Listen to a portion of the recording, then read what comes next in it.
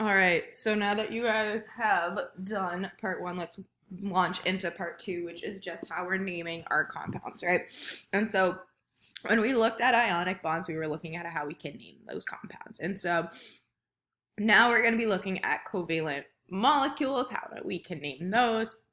Gets a little bit more complicated, but then after this, we are done with covalent compounds, okay?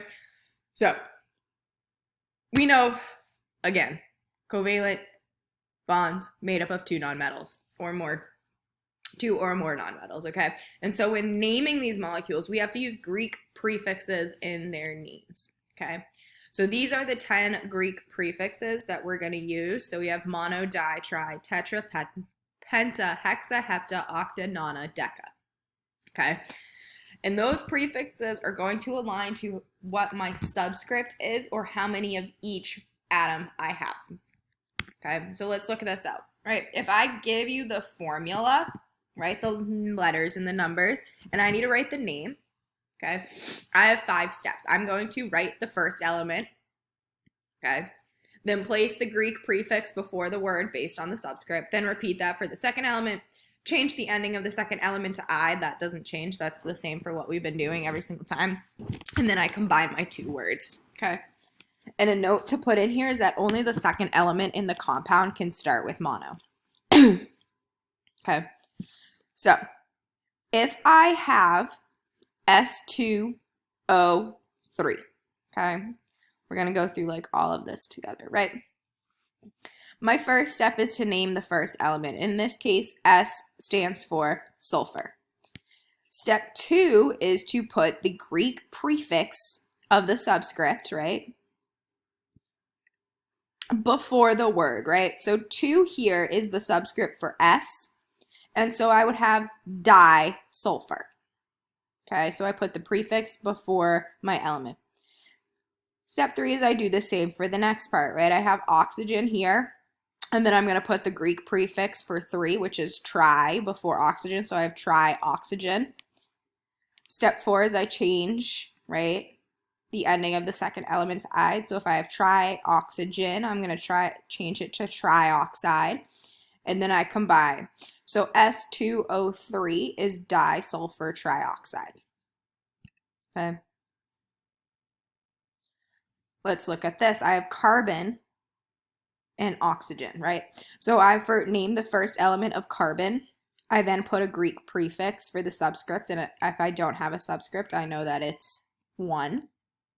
Okay, so it's mono, so I would have monocarbon. And then I do the same thing for my second element. So I have oxygen, right? I have a subscript again of 1. So I have monoxygen. Okay. Step 4 is I change it to ide. So I have monoxide. And then I put everything together. So I have monocarbon monoxide. Okay. But we know that we have a note that in the second element of a compound, in a compound that starts with mono, only the second element in that compound can start with mono. Okay, so if my first element has mono in front of it, I get rid of it. So in this example, I have carbon monoxide. And I know that if I see an element that is just itself, right, like this, carbon with no prefix, I have 1 of it. And then monoxide will tell me oxygen also has 1. All right. So I want you to do the following 4, right? So name these atoms or these molecules following the same way that we just did it. Okay. You can come back once you pause the video and complete these 4 practice problems. Okay. Next is name to formula. Okay, so this is just the reverse. What I do is I'm going to write out the symbol of the first element.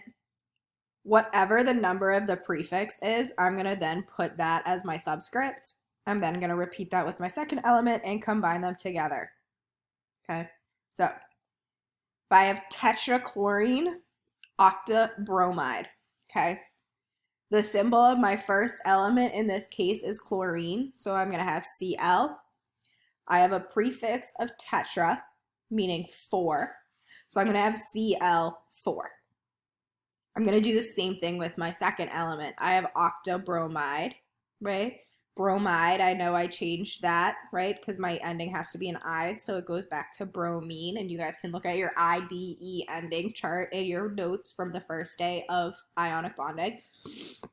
Okay, so bromine is Br. And then I have a prefix of octa, which is 8.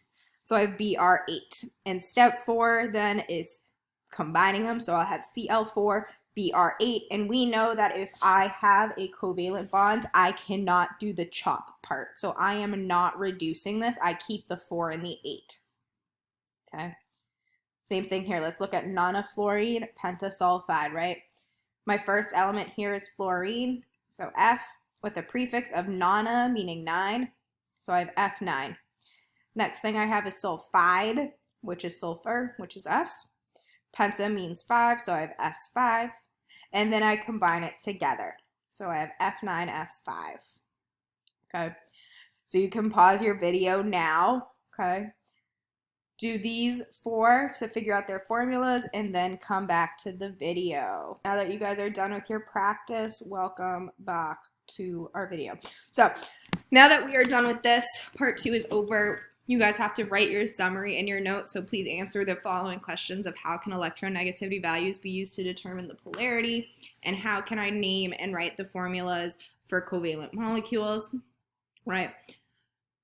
Once you answer those 2 questions, you guys are to do your practice, right? So you have an electronegativity worksheet, you have a naming and formula worksheet, and then you are to do your Mastery Connect, which the code is on Google Classroom as of right now. Trust me, I know it is because I just entered it, all right?